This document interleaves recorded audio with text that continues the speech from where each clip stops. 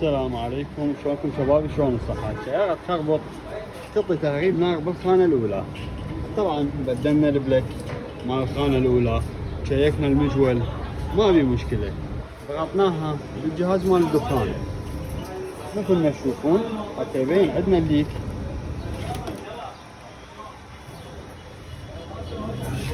حاجة ايدك. باعوا شباب، باعوا جماعة التلزيق اللي بدبي. الله اكبر، دكشن مفطور ملزق يتلزق.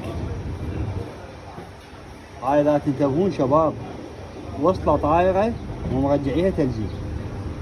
هاي طبعا نسوي مو بس خربطة، نسوي صرف بنزين نهيبه للظالمين. لان للمعلومة والاطلاع، الدكشن البارد ينخزن بيه الهواء، يعني الهواء المضغوط هو المانيفولد يسموه. كل نسبة هواء زيادة عادلها بنزين زيادة. تحياتنا لكم شباب.